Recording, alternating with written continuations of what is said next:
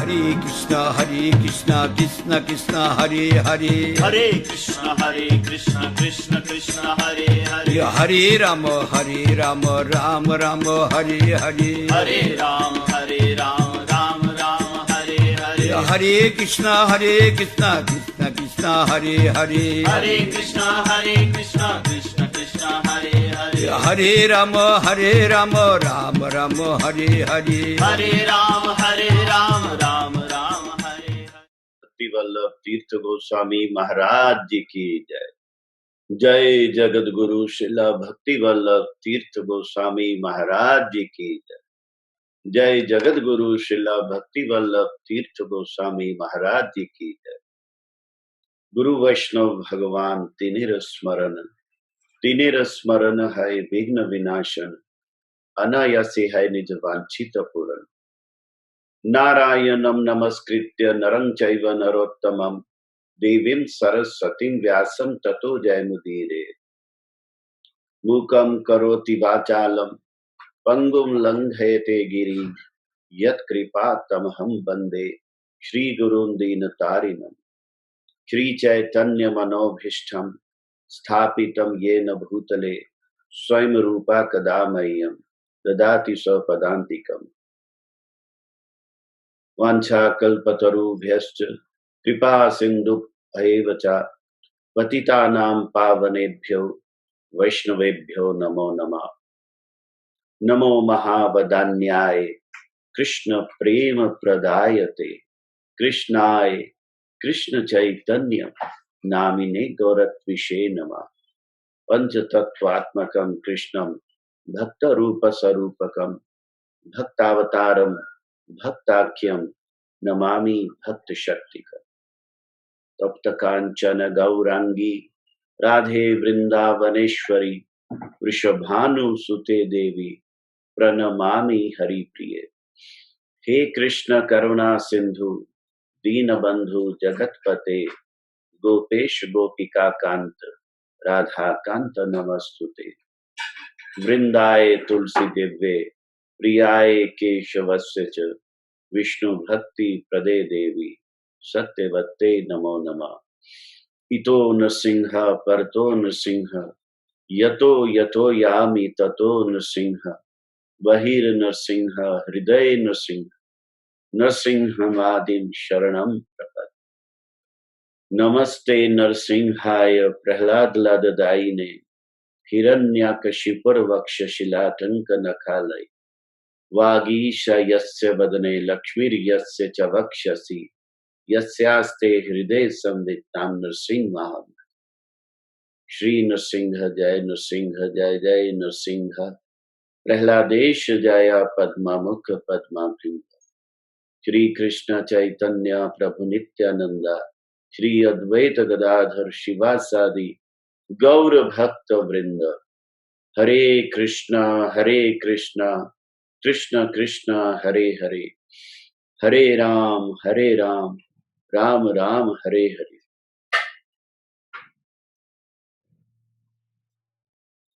गुरु कथा महिमा कीर्तन लॉकडाउन के साथ लगभग 51 दिवस हो चुके हैं हमें श्रवण करते हुए।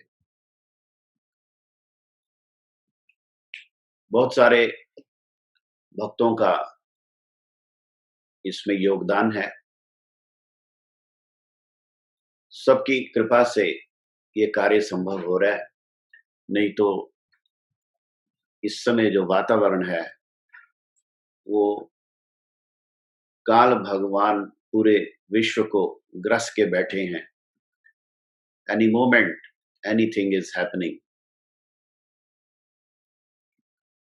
कल हमारे शास्त्री नगर संजय नगर के आगे एक कॉलोनी है प्रीत नगर, वहां पे भी एक व्यक्ति कोरोना वायरस होने से स्वर्गवास हो गए। तो वहां पूरा टोटल उन्होंने लॉकडाउन बड़ा स्ट्रॉन्ग कर दिया है, रेड जोन एरिया। हर रोज खबर कुछ अच्छी नहीं मिल रही। ऐसी परिस्थिति में हम लोग गुरु महाराज जी की अहेतु की कृपा से ये जो गुरु कथा श्रवण कीर्तन कर रहे हैं, ये बिना गुरु कृपा के संभव नहीं। हमारे एक कैलिफोर्निया के मित्र ने मैसेज भेजा कि लॉस एंजलिस में बड़े लोग सुसाइड्स कर रहे हैं और डोमेस्टिक वायलेंस भी बढ़ गई है। यूएसए में बड़ी हॉटलाइंस हैं, हेल्पलाइंस हैं। अगर किसी व्यक्ति के अंदर सुसाइडल थॉट्स हों तो वहां वो कांटेक्ट करके काउंसलिंग ले सकते हैं। तो ऐसी जो हेल्पलाइन है उसमें 8000% इंक्रीज हो गया पर डे कॉल्स का। इतने लोग वहां कॉल कर रहे हैं। हमें समझना पड़ेगा परिस्थिति को। जो अमेरिका या पश्चिम की सभ्यता है वहां पे परिवार बहुत सिमट गया है, व्यक्तिवाद हो गया है, इंडिविजुअल फ्रीडम की वो बात करते हैं। तो इसलिए पहली बार लॉकडाउन में सबको मजबूरन इकट्ठे रहना पड़ रहा है। तो उसमें डोमेस्टिक वायलेंस भी बढ़ रही है, उसमें सुसाइड्स भी बढ़ रही हैं, लोगों के अंदर भय भी बढ़ रहा है। लेकिन हमारी जो भारतीय संस्कृति में जो थोड़ा बहुत संस्कार बाकी है, उसके कारण हमारे भारत के लोगों ने धीरज धारण करके इस लॉकडाउन को फेस किया है। और परिवार इकट्ठे हो जाएं एक साथ तो उसको और भी आसान हो जाता है। लेकिन आपकी जो भगवान की प्रति श्रद्धा है, भक्ति है, निष्ठा है, उसकी इस समय परीक्षा का समय है।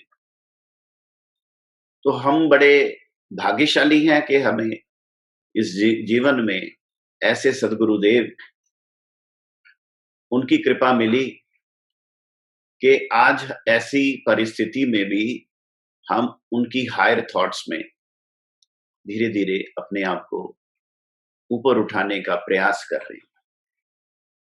एक बार गुरु महाराज जी ने बतलाया था कि मठ के एक बार चीफ गेस्ट बने एक गवर्नर साहब पांडे जी।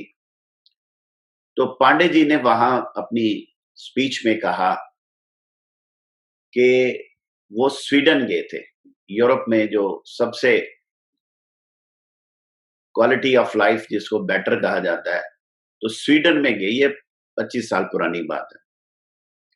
तो स्वीडन विजिट के बाद जब वो वापस आए तो उन्होंने मठ में जाके ये भाषण दिया और ये कहा कि मैंने स्वीडन जाके देखा कि वहां तो कोई प्रॉब्लम ही नहीं है, कोई इकोनॉमिक प्रॉब्लम नहीं, कोई सोशल प्रॉब्लम नहीं। सब लोग ईमानदारी से काम करते हैं और मेहनत करते हैं और सरकार जो है वो सबका ध्यान रखती है। बच्चों का पूरा सरकार की तरफ से लालन पालन होता है। हर प्रकार से वो देश बहुत प्रशंसनीय है। तो पांडे जी कहते कि मेरे मन में आया कि अगर हमारा भारत भी एक दिन इसी तरह प्रोग्रेस करे तो कितना अच्छा हो। तो मैंने वहां के जो हमारे काउंटर पार्ट थे उनसे बात की कि आपका देश तो बहुत धनी है, बहुत सुखी है। तो कहते वो मेरी बात सुन के मुस्कुराए। मैंने कहा क्यों, आप मुस्कुरा क्यों रहे हैं? तो उन्होंने जवाब दिया, पांडे जी आप जो कह रहे हैं ठीक है, लेकिन हमारी स्टैटिस्टिक्स और भी है, उसके बारे में मैं आपको बतलाता हूं। कहते बतलाइए। तो कहते ये स्वीडन जो है ये दुनिया में पर कैपिटा इनकम एक्सपेंडिचर में नंबर 1 है, लेकिन स्वीडन दुनिया में पर कैपिटा डिवोर्स में भी नंबर 1 है।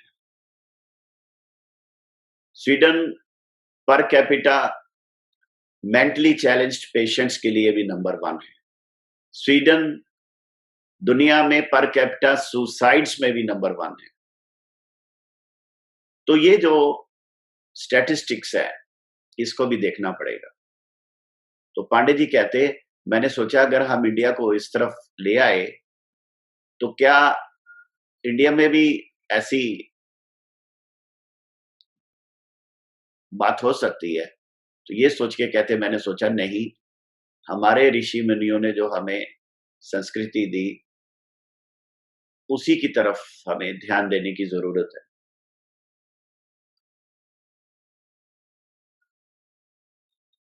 हमने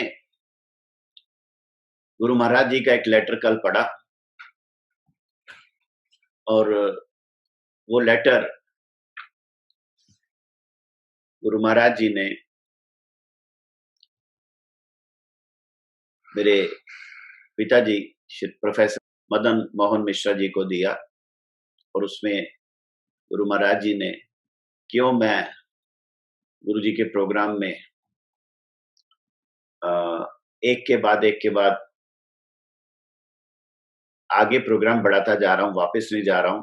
जबकि घर से मैं चंडीगढ़ गया, हमारे गुरु भाई मदन लाल गुप्ता जी और रुक्मिणी कांत दास रवि शर्मा जी के साथ वो लोग वापस चले गए, लेकिन मैं तो गुरु जी के साथ आगे बढ़ता गया। तो लुधियाना तक पहुंचते पहुंचते मेरे पिताजी ने गुरु जी को बहुत letter telegrams the.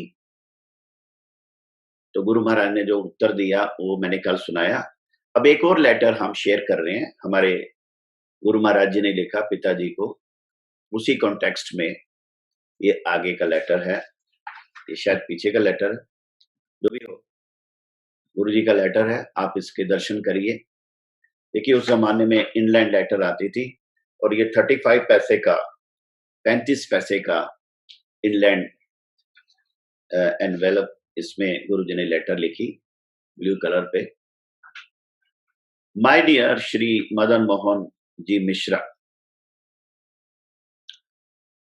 I am writing this letter to you perhaps for the first time. मुझे लगता है ये उससे पहले लेटर है।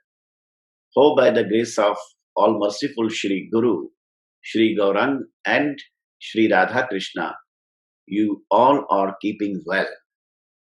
After Navdeep Dham Parikrama, I have come to North India to participate in religious and annual functions of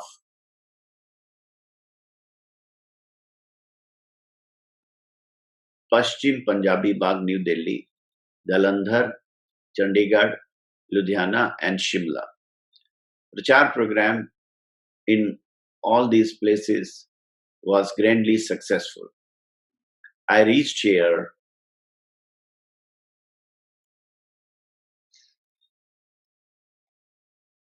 with Shripad Nishkinchan Maharaj of Chandigarh Mutt to start the construction work of Sankirtan Bhavan of Dehradun Mutt.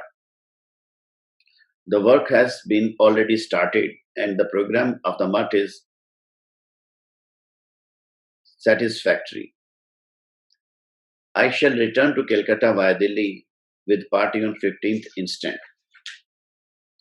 Shri Ras Bihari Das reached here yesterday. He came first to Chandigarh and from there to Dehradun.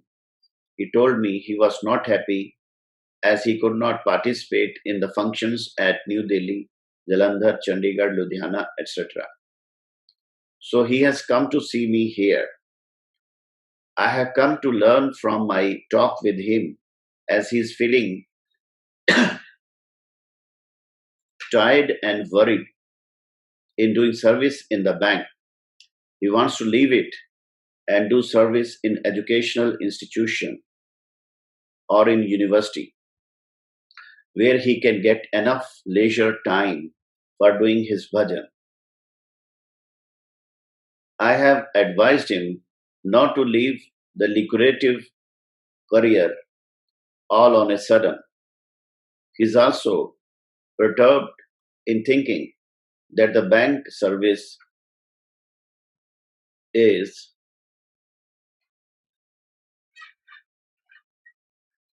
At least it is not good to go to Srinagar, Kashmir if he is transferred there. It is a good idea if he can remain with you and do some service there in the present days of turmoil and unrest. If he is transferred to a distant place, he will have to spend a lot for his establishment. He will not get the benefit of making more money. तो यहाँ पे गुरु महाराज जी मेरी परिस्थिति के बारे में पिताजी को बतला रहे हैं कि कैसे मैं चंडीगढ़ गया, चंडीगढ़ से देहरादून पहुंच गया क्योंकि मैं बाकी प्रोग्राम्स अटेंड नहीं कर पा रहा था. You have got more knowledge and experience in regard to this than me. I'm only placing my suggestion to you. Guru Maharaj जी ने पिताजी को लिखा कि बैंक की जो मैं जॉब कर रहा था एज ए प्रोबेशनरी ऑफिसर, तो उस जॉब में बिल्कुल स्पेयर टाइम नहीं होता था गुरु महाराज जी के पास जाने का, सत्संग करने का. तो गुरु महाराज जी को मैंने ये बात बतलाई तो गुरु जी ने मुझे गाइड किया कि अच्छा होगा अगर तुम यूनिवर्सिटी में या एजुकेशनल इंस्टीट्यूशन में सर्विस करो, लेकिन अचानक से तुम इस नौकरी को नहीं छोड़ना. ये सब गुरु महाराज जी मुझे गाइड कर रहे हैं कि अगर बैंक में मेरी श्रीनगर कश्मीर ट्रांसफर होगी वो भी ठीक नहीं होगा, मेरी डबल एस्टेब्लिशमेंट होगी. अच्छा होगा कि मैं अपने माता पिता के पास रह के नौकरी करूं किसी एजुकेशनल इंस्टीट्यूशन में, जहां पे चाहे मैं कम कमाऊं लेकिन माता पिता के साथ रहूं. साथ ही साथ गुरु महाराज जी पिताजी को लिख रहे हैं कि आपके पास मुझसे ज्यादा अनुभव और ज्ञान है, मैं सिर्फ अपने सुझाव दे रहा हूं. देखिए गुरु महाराज जी की कितनी ह्यूमिलिटी है कि गुरु महाराज जी इतना प्रेम स्नेह अपना लगाव दिखाते हुए भी ये बात नहीं भूलते कि मैं ये भी लिखूं कि आपका अनुभव मुझसे ज्यादा है, मैं केवल सुझाव दे रहा हूं. Shri Ras Bihari Das is not willing to enter into household life. तो यहाँ पे असली बात गुरुजी ने लिख दी कि वो गृहस्थ में प्रवेश नहीं करना चाहता. I have also explain to him the two parts of leading devotional spiritual life. तो गुरु महाराज कहते हैं मैंने उसको भक्ति मार्ग के दो रास्ते बतला दिए, प्रवृत्ति मार्ग और निवृत्ति मार्ग. Those who want to devote themselves fully for Krishna bhajan accept nivritti marg. In that there may not be any interruption in bhajan. जो अपने को पूरी तरह भगवान की सेवा भक्ति में लगाना चाहते हैं वो निवृत्ति मार्ग ग्रहण करते हैं, क्योंकि उसमें किसी प्रकार की बाधा व्यवधान नहीं आता और वो लगातार अनइंटरप्टेड भजन कर सकते हैं निवृत्ति मार्ग में. Those who are unable to give up their desire for sensuous enjoyments as well as want to do bhajan accept pravritti marg. लेकिन जो इंद्रिय संयम नहीं कर सकते और भजन भी करना चाहते हैं उनके लिए वो लोग प्रवृत्ति मार्ग ग्रहण करते हैं.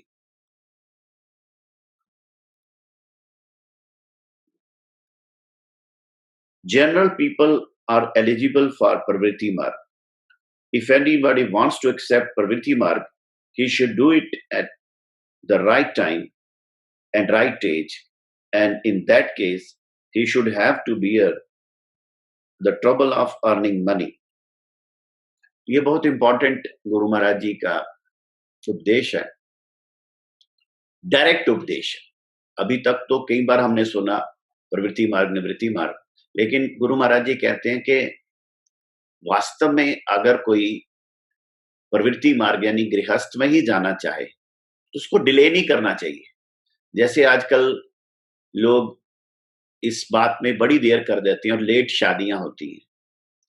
तो गुरु महाराज जी कहते हैं अगर गृहस्थ में जाना है तो राइट समय और राइट एज पे करना चाहिए, और जब वो गृहस्थ में जाएगा तो रुपया पैसा कमाने के लिए वो सब करना ही पड़ेगा। तो वो तो गृहस्थ का धर्म है। The root cause of our affliction is forgetfulness of our eternal relation with Shri Krishna. If a jiva by his previous eternal good deeds wants to take absolute shelter at the lotus feet of Shri Krishna and serve him, Guru Maharaj ने ये बड़ी important बात कही है, विशेष करके उन लोगों के लिए जिनके बच्चे निवृत्ति मार्ग लेना चाहते हैं, त्याग मार्ग लेना चाहते हैं, मठ का जीवन लेना चाहते हैं, लेकिन जो माँ बाप उनको रोकते हैं, उनके लिए गुरु महाराज जी ने ये बात लिखी है कि अगर कोई व्यक्ति वास्तव में निवृत्ति मार्ग में जाना चाहे तो ऐसी सिचुएशन में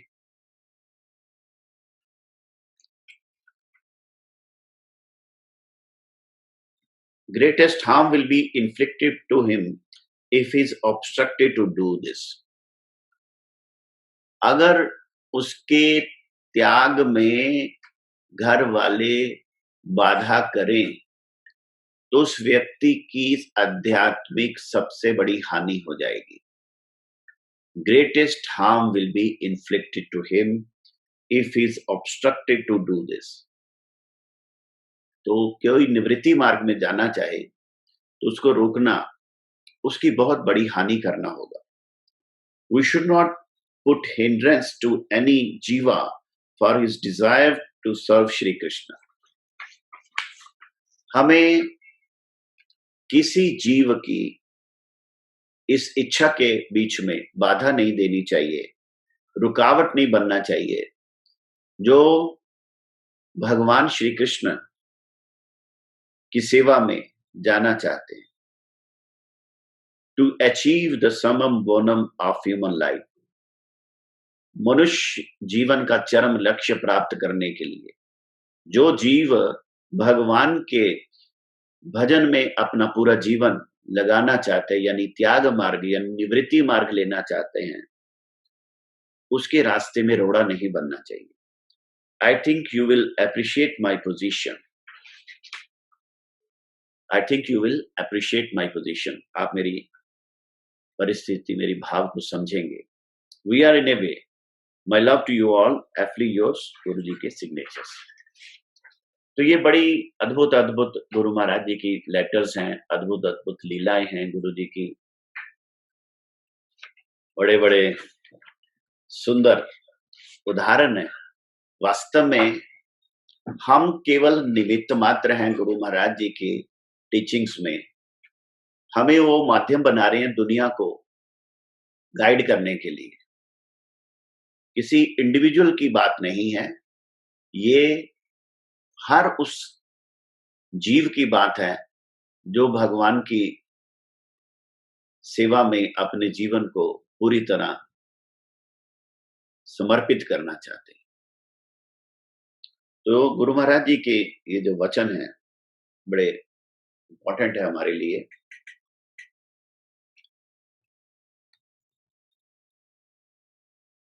हम लेटर के साथ साथ थोड़ा थोड़ा चैतन्य चरितामृत प्रसंग भी पढ़ते हैं।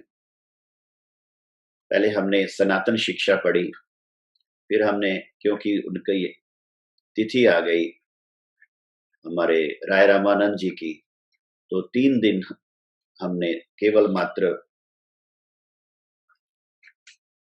राय रामानंद प्रसंग पढ़ा, और बीच में हमारा छूट गया रूप शिक्षा। रूप गोस्वामी जी के साथ जो गुरु महाराज चैतन्य महाप्रभु का वार्तालाप हुआ, वो प्रसंग हमारा छूट गया। जिसको रूप शिक्षा कहते हैं। तो चैतन्य महाप्रभु ने व्यक्ति, परिस्थिति और स्थान के अनुरूप शिक्षा दी। जैसे सनातन गोस्वामी को जब शिक्षा दी तो बनारस था, जो काशी है वो मायावाद की नगरी है। अहम ब्रह्मास्मि, सोहम तत्वमसि, मैं ही भगवान हूं, जीव ही ब्रह्म है, इसका प्रचार करने वालों की। तो वहां पे सनातन शिक्षा में चैतन्य महाप्रभु जोर देके कहते हैं, जीवेर स्वरूप है कृष्णेर नित्य दास। तो प्लेस के हिसाब से, पर्सन के हिसाब से और समय के हिसाब से, पर्सन भी है उसमें, व्यक्ति। तो सनातन गोस्वामी को उन्होंने संबंध शिक्षा दी, उनके द्वारा इस दुनिया में संबंध ज्ञान का प्रकाश किया। जब प्रयागराज में रूप गोस्वामी जी से मिले दशाश्वमेध घाट में, तो दशाश्वमेध घाट में रूप शिक्षा में उन्होंने भक्ति लता बीज दिया, भक्ति रसामृत सिंधु बिंदु। क्योंकि प्रयागराज जो है वो यज्ञ का स्थली है। त्रेता युग में भगवान राम वहां आए हैं, भरद्वाज मुनि के आश्रम में। तो भरद्वाज मुनि को उसके बाद भरत जी भी मिले, और भरत जी को देख के भरद्वाज मुनि इतने प्रसन्न हो गए, इतने प्रसन्न हो गए। प्रासंगिक बात है प्रयागराज की कि भगवान राम के जाने के बाद उनको ढूंढते ढूंढते भरत महाराज आए। सारी अयोध्या सेना, माताएं सब आ रही हैं, रथ चल रहे हैं, और रथ के पीछे पैदल नंगे पांव भरत जी चल रहे हैं। तो भरत जी को देख के भरद्वाज मुनि गदगद हो गए, उनकी प्रार्थना की, उनको वेलकम किया, उनका स्वागत किया, उनका सत्कार किया। अष्ट सिद्धि नवनिधि को आज्ञा दी कि मूर्तिमान होके अयोध्या वासियों की सेवा करो। तो जितने अयोध्या के प्रजाजन आए थे, सबके लिए सुंदर रहने के स्थान का निर्माण हुआ। हर जगह में एक कल्प वृक्ष, एक कामधेनु बांधी गई। सबकी सेवा में अष्ट सिद्धि नवनिधि लग गए, क्योंकि वो हैरान कि भरद्वाज मुनि ने कभी हमारी सुधि नहीं ली। हालांकि उस ऋषि को अष्ट सिद्धि नवनिधि सिद्ध थी, लेकिन उनको कभी सेवा में नहीं लगाया। तो भक्त आए, भरत जी आए तो लगा दिया सेवा में। तो उन्होंने कहा, ऋषि आपने आज तक हमें याद नहीं किया। तो कहते, तुम लोगों का जीवन सफल करने के लिए मैं तुमको याद किया। ये भगवान की शुद्ध भक्त हैं भरत जी, इनकी सेवा करोगे तो अष्ट सिद्धि नवनिधि तुम्हारा भी जीवन सफल हो जाएगा। तो भरत जी के लिए वो सेवा ग्रहण करना ऐसे ही था जैसे एक व्यक्ति जो फांसी के फंदे पे लटकने वाला है, उसके सामने कोई मिठाई रखे, आप मिठाई खा लो। उनका मन प्राण भगवान रघुनाथ में अटका हुआ था, उनकी खोज में वो निकले थे, और यहाँ पे ऋषि को भी मना नहीं कर सकते थे। ऋषि ने जबरदस्ती उनको सत्कार में लगा दिया, सत्कार करना चाहते थे। तो भरद्वाज ऋषि भरत को कहते हैं, सहित प्रयाग सुभाग हमारा, राम दरस फल दरस तुम्हारा। आज प्रयागराज भी धन्य हो गए। आज मेरा भी सौभाग्य है और प्रयागराज का भी सौभाग्य है। भगवान राम के दर्शनों का जो हमें फल मिला, उनके भक्त के दर्शन में। तो भगवान के शुद्ध भक्त के दर्शन भगवान के दर्शनों से भी ऊपर हैं, ऐसा रामायण में भरद्वाज मुनि बतला रही है। वो प्रयागराज में रूप गोस्वामी जब मिले, उसकी बात हो रही है। तो भरत जी को ऋषि जी ने बोला कि महाराज आप रथ पे चलिए, आप नंगे पांव पीछे क्या चल रहे हैं। तो भरत जी ने भी उत्तर दिया कि मेरे प्रभु राम नंगे पांव इस रास्ते से गए हैं। अच्छा तो ये होता कि मैं सिर के बल इस रास्ते को बुहारते चलता, जहां जहां मेरे प्रभु राम के चरण लगे वहां वहां मैं अपना सिर लगा के चलता। मैं तो फिर भी नंगे पांव चल रहा। तो सिरपन चलहु उचित अस मोरा, सबसे सेवक धर्म कठोरा। सेवक का धर्म बड़ा कठिन है। सेवक कैसे सेवा करे ये बड़ा चैलेंज होता है। तो सेवक की सेवा करना बड़ा मुश्किल है। गुरु जी कहते हैं जो हमारे सेव्य हैं, गुरुदेव हैं, ठाकुर जी हैं, वो 7वीं मंजिल में है और जो सेवा करने वाला है वो जमीन पे है। तो कैसे सेवा करे? पहले उसके लिए उसको 7वीं मंजिल में उठना पड़ेगा, उनके पलंग पे बैठना पड़ेगा, फिर जाके उनके पाद संवाहन कर सकते हैं। तो जब तक वो अवस्था नहीं आती हम सेवा नहीं कर सकते। इसीलिए तो दीक्षा करे शिष्य करे आत्मसमर्पण, सही काले कृष्ण गुरु तारे करे आत्मसम, सही देह करे तार चिदानंदमय।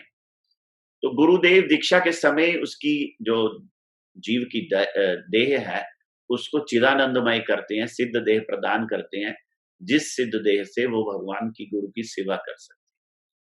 तो प्रयागराज की बड़ी महिमा है। रूप गोस्वामी जी प्रयागराज में दशाश्वमेध घाट पे मिले। वेणी माधव का मंदिर पास में, त्रिवेणी आप देखो, हमारी जो कन्याएं हैं उनके सिर में लंबे बाल जब गुलती है माँ तो 3 वेणियां बनाती हैं। पंजाब में कहते हैं 3 गुत्तें बनाती हैं। तो 3 वेणियों को आपस में मिला के जब उसकी एक वेणी बनाई जाती है तो उसको त्रिवेणी कहते हैं। अब वो दिखती तो 2 हैं, उसमें आपको 2 ही दिखेंगे, तीसरी नहीं दिखेगी, लेकिन होती 3 है।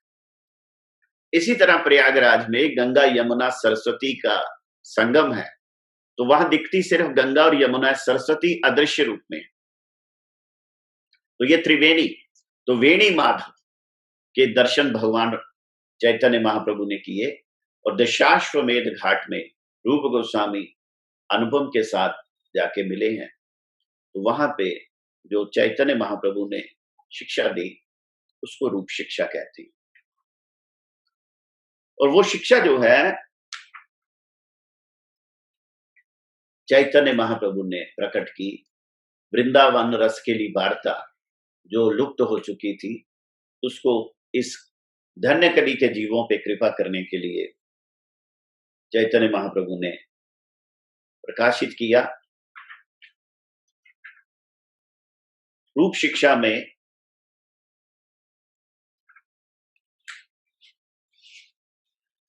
जब चैतन्य महाप्रभु मिले तो रूप गोस्वामी जी ने प्रणाम किया और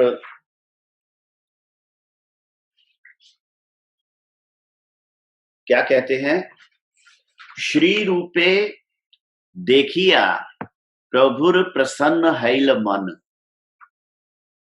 श्री रूपे देखिया प्रभुर प्रसन्न हैल मन, उठ उठ रूप आइस बलिला बचन।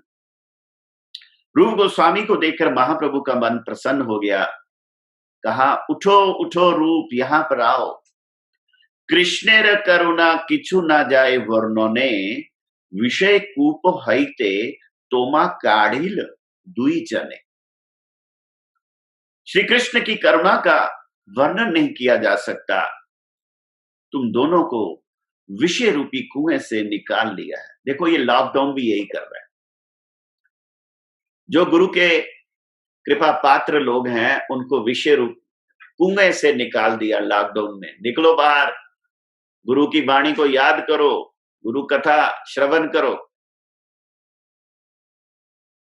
तो यहाँ पे यही श्लोक पढ़ी, दुहार कैल इलंगन कृपा ते दुहार माथे करीला धरीला चरण।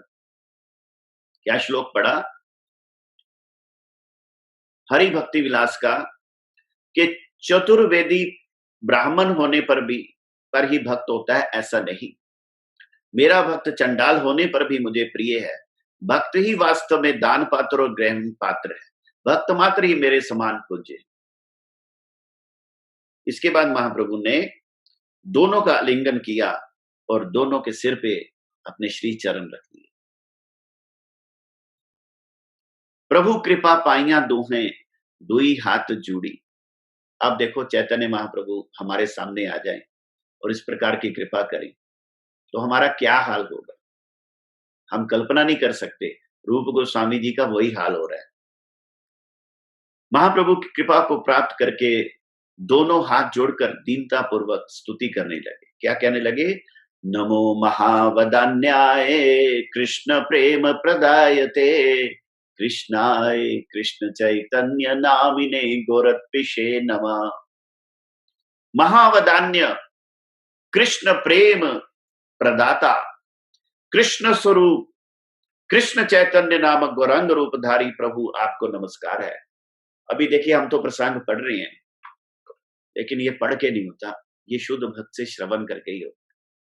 मेरे को याद आ रहा है कैसे परम पूज्यपाद भारती गोस्वामी महाराज जी ने सिर्फ ये नमो महावदान्य श्लोक की 1 घंटा व्याख्या हमारे घर में की थी, इसी कमरे में। जस्ट 1 श्लोक का नमो महावदान्य है। किस प्रकार रूप गोस्वामी जी के अंदर ये प्रेरणा हुई, कैसे ये श्लोक उनका संचारित हुआ और श्लोक का क्या अर्थ है, महावदान्य का क्या अर्थ है, कैसे महाप्रभु महादानी हैं, क्या दान किया महाप्रभु ने। ये भारती महाराज जी से इसी कमरे में आज से लगभग 35 साल पहले हमने श्रवण किया, 1 घंटा, जस्ट 1 प्रेयर। तो इस प्रकार जब मिले, सनातन गोस्वामी जी की बात हुई, जो उनको कारागार के बारे में सारी बात हुई। तो इस प्रकार उसके बाद वो विदा हो गए और वल्लभ भट्ट से महाप्रभु मिले अड़ाइल ग्राम में। अगर आप प्रयाग जाएं, हम भी अभी कुंभ मेला में गए थे, तो वल्लभ भट्ट का वो स्थान देखा, वल्लभाचार्य जी का, जहाँ चैतन्य महाप्रभु उनको मिले। आज भी उनके सेवित ठाकुर जी की वहां सेवा है। और उसके बाद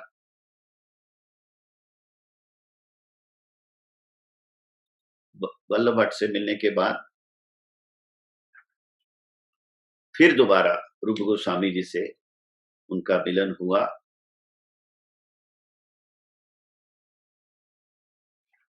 कैसे उनकी वार्तालाप हुई, हम सिर्फ उस पे जाएंगे, प्रसंग पे नहीं जाएंगे। महाप्रभु को देख के रूप गोस्वामी जी मंत्रमुग्ध हो जाते हैं और महाप्रभु कृष्ण तत्व, भक्ति तत्व, रस तत्व की बात उनसे करते हैं। और वो सारा यहाँ पे वर्णन है। जब आप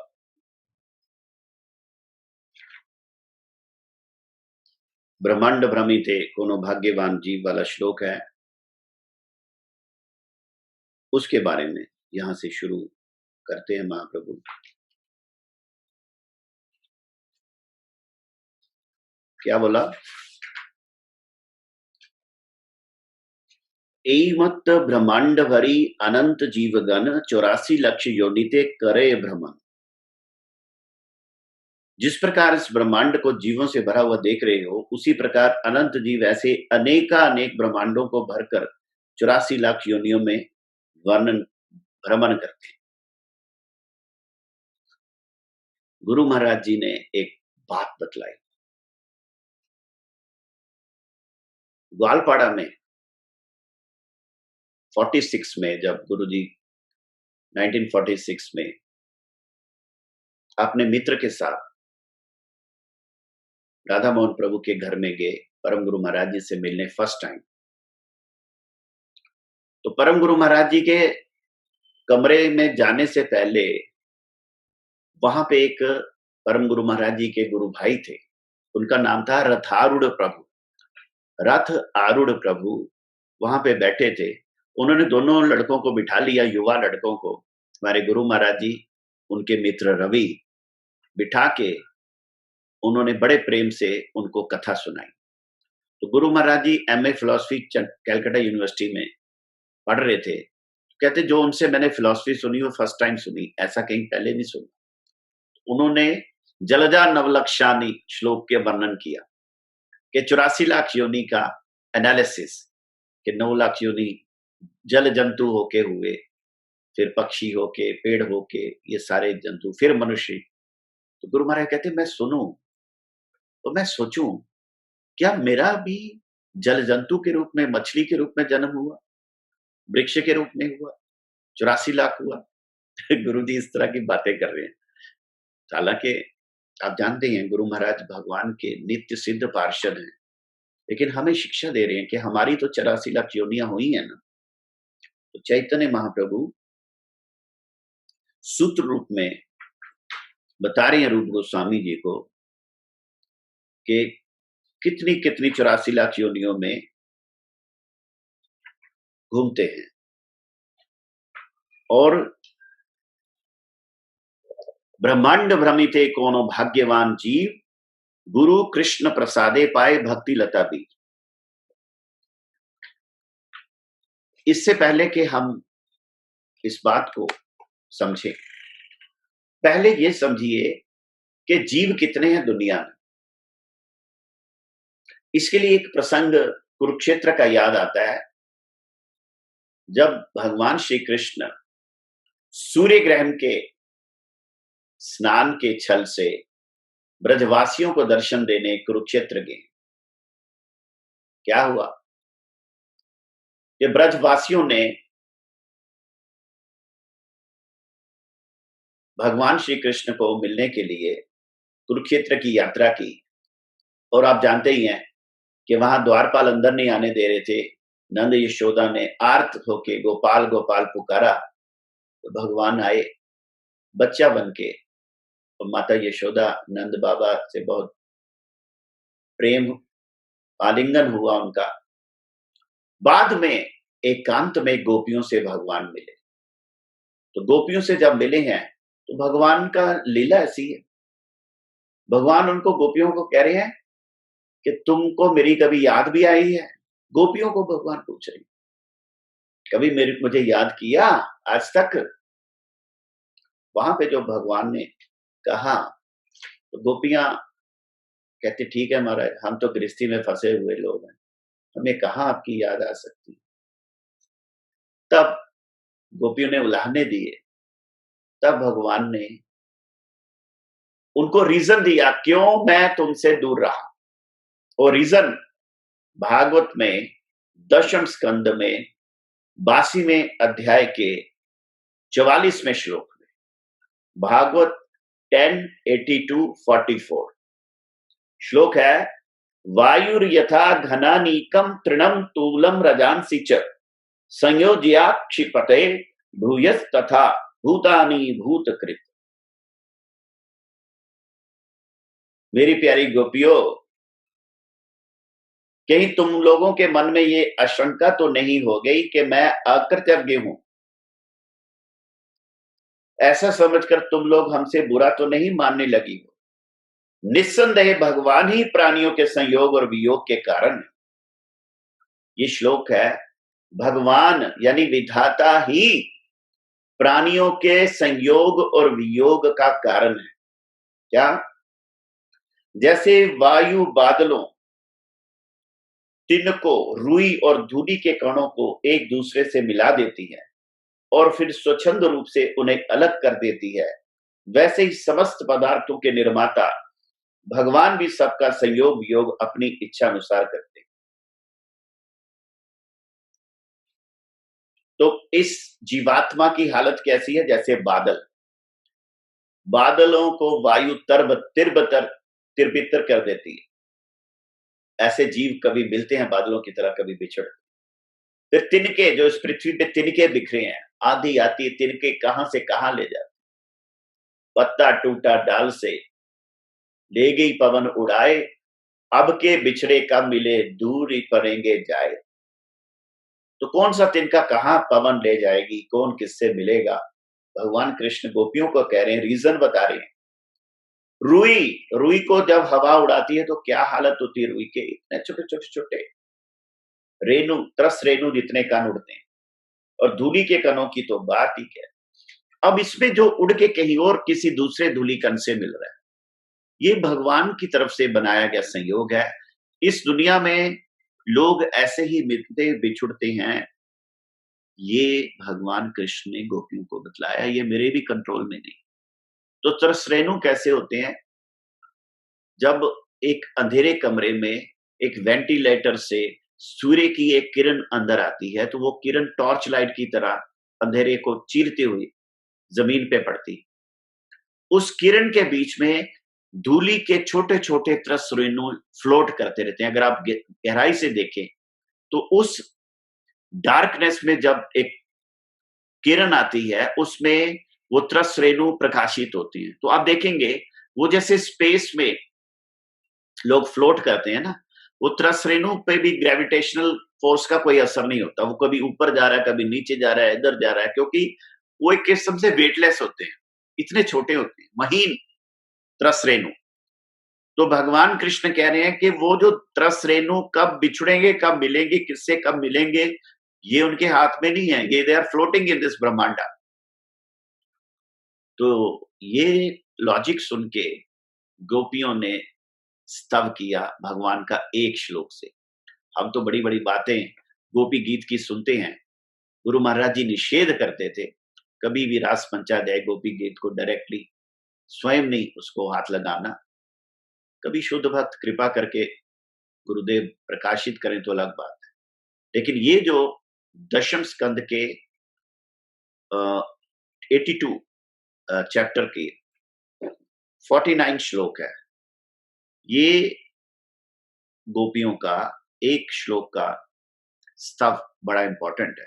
आहुश्चते नलिन नाभ पदारविंदम योगेश्वरे हृदि विचिंत मगाध बोधे संसार कूप पतितोत्तरणावलंबम ये हुंजुषामपि मनस्युदिगात न। हे कमलनाभ, गोपियां कहती हैं, हे कमलनाभ, आहुश्चते नलिन नाभ, नलिन यानी कमल, हे कमलनाभ अगाध बोध संपन्न बड़े बड़े योगेश्वर अपने हृदय में आपके चरण कमलों का चिंतन करते रहते हैं। बड़े बड़े योगी आपको ध्यान करते रहते हैं। जो लोग संसार कुएं में गिरे हुए, ये अपने बारे में कह रही है गोपियां, जो लोग संसार के कुएं में गिरे हुए हैं, उन्हें उससे निकलने के लिए आपके चरण कमल ही एकमात्र अवलंबन है। संसार कूप पतितो तरनावलंबम, आपके चरण कमल ही इस भवकूप से निकलने का एकमात्र अवलंबन है। गेहंजुषामपि मनस्युदियात सदाना, प्रभु आप ऐसी कृपा कीजिए कि आपका वह चरण कमल घर गृहस्थ के काम करते रहने पर भी सदा सर्वदा हमारे हृदय में विराजमान रहे, हम एक क्षण के लिए भी उसे ना भूलें। तो ब्रह्मांड के प्राणियों की त्रसरेणु की ये एग्जाम्पल जैसे गोपियों को भगवान कृष्ण ने दी, इसी प्रकार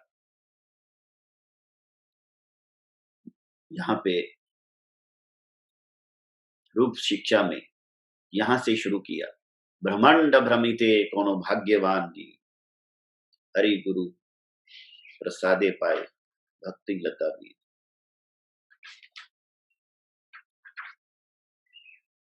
तो यहाँ पे गुरु कृष्ण प्रसादे पाए भक्ति लता बीज की जो बात है, पहले गुरु की कृपा चाहिए। गुरु की कृपा होगी तो कृष्ण की कृपा होगी। सुकृति संपन्न जीव को ही गुरु की कृपा मिलती है। बिना सुकृति के, सुकृति और पुण्य में एक फर्क है। सुकृति जो है, जब वैष्णव सेवा होगी, जब शुद्ध भक्त की सेवा होगी तो सुकृति बनेगी। यहां तक कि एक व्यक्ति कुएं से पानी निकाल के पिला रहा था, एक वैष्णव वहां आए, वो नहीं जानता कि ये वैष्णव है, उसने उनको पानी पिला दिया, उस व्यक्ति की सुकृति बन गई। तो बाकियों को जो उसने पानी पिलाया वो पुण्य है, पुण्य से संसार के सुख मिलते हैं, लेकिन सुकृति से भगवत प्राप्ति होती है। तो भाग्यवान व्यक्ति उसको बोला गया जो सुकृति संपन्न, अनजाने में विष्णु वैष्णव की सेवा हो जाए तो सुकृति उदित होती है। इसमें एग्जाम्पल है नारद गोस्वामी, जो पिछला जन्म बताते दासी पुत्र के रूप में उनकी माँ जो है वो ऋषियों की सेवा करती थी, उनका उचिष्ट प्रसाद लेके वो बड़े हुए, तो वो जो सुकृति उनकी बनी तो देव ऋषि नारद के रूप में जन्म प्राप्त हुआ। सुकृति से क्या होता है? श्रद्धा होती है, और श्रवण से संबंध ज्ञान की प्राप्ति होती है। तो श्रद्धा होगी तो संबंध ज्ञान होगी। कल हमने सुना कि हम कितनी भक्ति करते हैं, इसकी परीक्षा ये है कि हमारी श्रवण में कितनी रुचि हुई। गुरु प्रसाद, गुरु कृपा करके शिष्य को जो कृष्ण भक्ति प्रदान देते हैं, वो अनुग्रह करते हैं, वही गुरु कृपा है, वही गुरु प्रसाद है। तो कृष्ण प्रसाद क्या है? गुरु को शिष्य से मिलाना, ये कृष्ण प्रसाद है। तो यहां बोला गुरु कृष्ण प्रसादे, कृष्ण ही हमारे गुरु को हमारे साथ मिलाते हैं। देखो, हम नहीं जानते हमारे गुरुदेव कहां थे, कहां कलकत्ता, गुरुजी ग्वालपाड़ा आसाम, कहां से चले ग्वालपाड़ा पहुंचे जम्मू। हम जम्मू के लोग तो जानते ही नहीं थे कृष्ण भक्ति को, हम तो देवी के भक्त थे, वैष्णो माता के भक्त थे।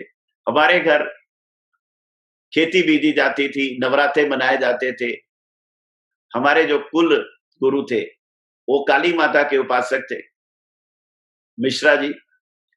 तो हमने वही उनका फोटो रखा था, काली उपासना करते हुए कुल गुरु का फोटो। जब मैंने हरि नाम वगैरह ले लिया, माता जी भी, उनकी भी श्रद्धा हुई, बाकी परिवार की भी हुई। नवरात्रे आ गए तो माता जी ने जाके गुरु महाराज जी को पूछा, गुरु जी श्राद्ध में आते, श्राद्ध पक्ष में गुरु जी जम्मू रहते, वो जो श्राद्ध के 15 दिन जम्मू में होते। तो माता जी ने कहा नवरात्रे आने, खेती बीजनी है कि नहीं बीजी, गुरु जी को पूछो। तो गुरु महाराज जी को बोला कि हम तो देवी की खेती बेचते हैं, तो आप बताइए क्या करना है। तो गुरु जी इतने मधुर भोलेपन से उनको समझाया, माता जी एकदम समझ गए। गुरु जी कहते हैं, छोटे से गोपाल ने जब नंद बाबा को कहा कि इंद्र पूजा की जगह गिरिराज गोवर्धन पूजा करो, तो नंद बाबा ने अपनी कुल की रीति को छोड़ दिया, कुल परंपरा को त्याग किया। इतना अंध प्रेम गोपाल के साथ, वो कभी ये थोड़ी समझा कि ये भगवान है। गोपाल ने कह दिया तो बस हो गई बात। तो कहते उन सबने गिरिराज गोवर्धन की सेवा की, तो क्या उनका कोई दोष हुआ? तो गुरु महाराज जी कहते हैं, कृष्ण भक्ति आछे जार सर्वदेव बंधु तार। कृष्ण भक्त की सेवा में सब देव उनके बंधु बन जाते हैं, मित्र बन जाते हैं। सभी देवी देवता कृष्ण भक्त की सहायता करते हैं। शास्त्र में सारी एग्जाम्पल मिलती हैं, और गुरु महाराज जी तो इसके साक्षात एग्जाम्पल है। और कोई समझे ना समझे, मैंने तो कितनी बार देखा है। अरे इंद्र तो हर समय गुरु जी की सेवा में रहता था। बारिश हो रही है, गुरु जी का नगर संकीर्तन निकला है, नगर संकीर्तन वाले रास्ते में बारिश नहीं होगी, आगे पीछे बारिश होगी। ये क्या हो रहा है? गुरु महाराज जी की कथा हो रही है सन्यासिनी की धर्मशाला बरसाना में, ओपन में काली घटा आ रही है, बारिश, और गुरु महाराज जी की कथा और उनके श्रोताओं पे एक बूंद भी नहीं गिरी। धर्मशाला के चारों तरफ पानी पानी हो जाता। ये मैं वहां पे स्वयं था। तो देवता भी शुद्ध भक्त की सेवा में लगे रहते हैं भैया। कृष्ण भक्ति आछे जार सर्वदेव बंधुतार, गुरु महाराज जी इसकी एग्जाम्पल है। और गुरु की कृपा होती है, कृष्ण की कृपा होती है, तो क्या मिलता है? भक्ति लता बीज। ये बीज बड़ी इंपॉर्टेंट चीज है जो सदगुरु के द्वारा प्रदान किया जाता है। कृपा रूपी मंत्र और प्रदर्शित पार पथ ही भक्ति मार्ग है। देखो ये जो हरे कृष्ण कृष्ण कृष्ण हरे हरे, हरे राम राम राम हरे हरे, ये महामंत्र तो शास्त्र में था, हर जगह था, लेकिन गुरु महाराज जी ने वही तो हमको सुना दिया, तो क्या फर्क पड़ा? फर्क ये पड़ा कि गुरु महाराज जी ने उस मंत्र के द्वारा हमारे अंदर भक्ति लता बीज अंकुरित किया, क्योंकि वो मंत्र सिद्ध गुरु हैं। वो उस मंत्र के द्वारा उस नित्य लीला के दर्शन करने वाले गुरु हैं। और सिद्ध गुरु के मुखारविंद से निकला जो मंत्र है, उसमें बीज है, उसमें वीर्य है। वही जब हृदय रूपी फर्टाइल लैंड में लगता है, तभी उसमें से अंकुरित होता है बेल। माली हैया करे से जीव आरोपण, श्रवण कीर्तन जले करे सिंचन। तो हमें क्या करना है? माली बनना है। माली बन के उस जीव को, बीज को जो गुरु जी ने मंत्र दिया, हृदय में आरोपित करके पानी देना है। वो पानी है श्रवण कीर्तन। ये दो चीजें हैं, श्रवण कीर्तन H2O, उसमें हाइड्रोजन और ऑक्सीजन दोनों मिला के H2O बनता है। अगर आप श्रवण करेंगे, कीर्तन नहीं करेंगे तब भी नहीं होगा, कीर्तन करेंगे श्रवण नहीं करेंगे तब भी नहीं होगा। श्रवण कीर्तन जले करे सिंचन। भाग्यवान जीव माली बनकर उस जीव को रोकता है और उसे श्रवण और कीर्तन के जल से सींचता है। तो ये जो रूप शिक्षा है गुरु महाराज ने हमें प्रदान की।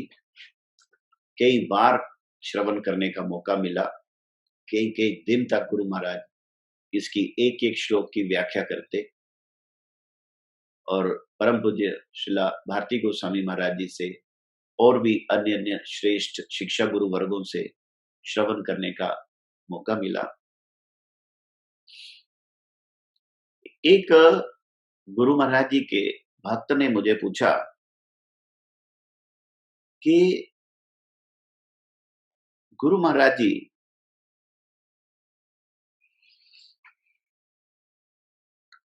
राधा कृष्ण की सेवा कैसे करते थे? तो मैंने गुरु जी को ध्यान करके ये बात कही कि गुरु महाराज जी राधा कृष्ण की डायरेक्ट सेवा नहीं करते। गुरु महाराज जी परम गुरु महाराज जी की सेवा द्वारा राधा कृष्ण की सेवा करते हैं। या दूसरे शब्दों में, परम गुरु महाराज जी जैसे राधा कृष्ण की सेवा कर रही है, उस सेवा में गुरुदेव भी कंट्रीब्यूट कर रहे हैं, सहायता कर रहे हैं।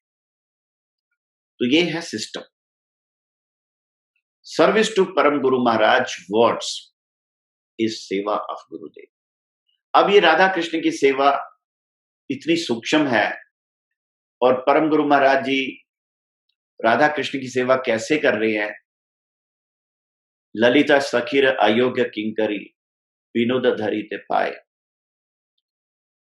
वो बातें हम इमेजिन करके नहीं समझ सकते, लेकिन इतनी सिंपल बात है कि डायरेक्टली परम गुरु महाराज ने गुरु जी को जो निर्देश दिया उसको करना ही उन्होंने सर्वस्व बना लिया।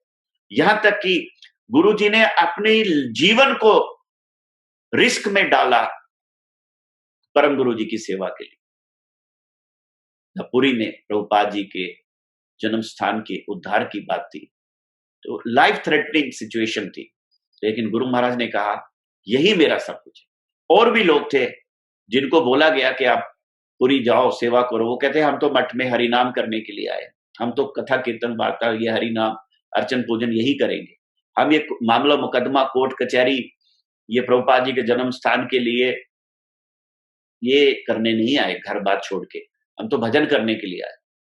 तो गुरु महाराज ने कहा मेरा भजन क्या है? To give my life for the word of my Gurudev, to risk my life for the word of my Gurudev. तो ऑब्जेक्टिव जो गुरुदेव का है, हायर देन योर लाइफ। परम गुरु महाराज जी के प्रति जो गुरु जी का समर्पण है वो ऐसा है कि वो उसके लिए अपनी जान भी दे सकते, ऐसा गुरु महाराज जी का आदर्श। तो परम गुरु महाराज जी की सेवा ही गुरु महाराज ने अपना भजन बना लिया, क्योंकि उनकी सेवा के द्वारा मैं राधा कृष्ण की सेवा कर रहा हूं, या वो राधा कृष्ण की सेवा जैसे करना चाहते हैं उसमें मैं उनका सहायता निमित्त बन रहा हूं। ये गुरु महाराज जी की भावना है। और अपने शिष्यों के प्रति गुरु जी की क्या भावना है कि सब लोग भगवान श्री कृष्ण की सेवा कर रहे हैं। ये सब लोग भगवान कृष्ण की सेवा में भक्त लोग हैं और मुझे इन सब की सेवा करनी है। ये गुरु महाराज जी की भावना है। इसलिए कभी शिष्यों को उन्होंने स्कॉल्ड नहीं किया, कभी डांटा नहीं, फटकारा नहीं, कभी गुस्सा नहीं किया। कथा में इनडायरेक्टली समझाया जरूर।